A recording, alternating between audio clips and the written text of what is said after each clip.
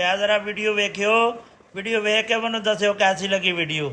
ਪੰਜਾਬੀ ਦੀ ਮਿਸਾਲ ਆ ਵੀ ਦੁੱਧਾਂ ਉੱਤੇ ਬੋਲ ਤੇ ਤੁਖਮਾਂ ਤੇ ਤਸੀਰ ਹੁੰਦੇ ਨੇ ਵੀ ਜਿਹੜੀ ਮਾਂ ਦਾ ਦੁੱਧ ਪੀਤਾ ਹੋਵੇ ਆਦਤਾਂ ਤੋਂ ਕਰਤੂਤਾਂ ਤੋਂ ਪਤਾ ਲੱਗਦਾ ਵੀ ਮਾਂ ਤੁਹਾਡੀ ਕਿਹੋ ਜਿਹੀ ਸੀਗੀ, ਪਿਓ ਕਿਹੋ ਜਿਹਾ ਸੀਗਾ।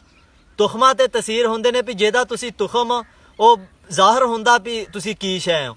ਉਹ ਮੀਆਂ ਮੁਹੰਮਦ ਬਖਸ਼ ਰਹਿਮਤੁल्लाह अलैह ਨੇ ਬੜੀ ਸੋਹਣੀ ਵੰਡ ਕੀਤੀ, ਕਹਿੰਦੇ ਵੱਲ ਤੁਮੇ ਦੀ ਕੋੜੀ ਹੁੰਦੀ ਅਸਰ ਹੁੰਦਾ ਵਿੱਚ ਬੀਆਂ, ਜਿਹੜਾ ਕੰਮ ਮਾਵਾਂ ਕਰਦੀਆਂ ਉਹ ਕਰਦੀਆਂ ਧੀਆਂ। ਮਾਂ ਪੇ ਧੀ ਪਿਤਾ ਪੇ ਘੋੜਾ, ਬੋਤਾ ਨਹੀਂ ਤੇ ਥੋੜਾ ਥੋੜਾ ਅਸਰ ਜ਼ਰੂਰ ਹੁੰਦਾ। ਉਹ ਸਿਆਣਿਆਂ ਨੇ ਆਖਿਆ ਕਿ ਧੀ ਦੀ ਤਰਬੀਅਤ ਜੰਮਣ ਤੋਂ 20 ਸਾਲ ਪਹਿਲੇ ਸ਼ੁਰੂ ਹੋ ਜਾਂਦੀ। ਉਹ ਕਿਸੇ ਨੇ ਕਿਹਾ ਉਹ ਕਿੱਦਾਂ ਜੀ? ਕਹਿੰਦੇ ਉਹਦੀ ਮਾਂ ਤਲੀਮ ਯਾਫਤਾ ਹੋਊਗੀ, ਤਰਬੀਅਤ ਵਾਲੀ ਹੋਊਗੀ।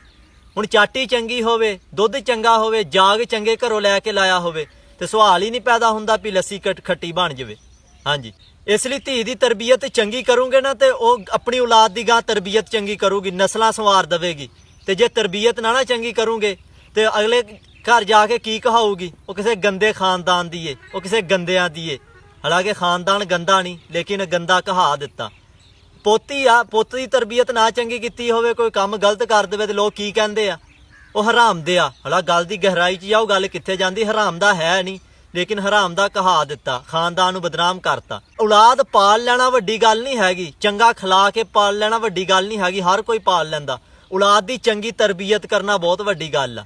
ਹਾਂਜੀ, ਧੀ ਦੀ ਤਰਬੀਅਤ ਚੰਗੀ ਕਰੋਗੇ, ਬਗਾਨੇ ਘਰ ਜਾ ਕੇ ਤੁਹਾਡੀ ਇੱਜ਼ਤ ਬਣਾਉਗੀ। ਪੁੱਤ ਦੀ ਤਰਬੀਅਤ ਚੰਗੀ ਹੋਊਗੀ, ਗਲੀ ਮਹੱਲੇ ਦੇ ਵਿੱਚ, ਪਿੰਡ ਦੇ ਵਿੱਚ ਉਹ ਤੁਹਾਡਾ ਨਾਮ ਰੋਸ਼ਨ ਕਰੂਗਾ।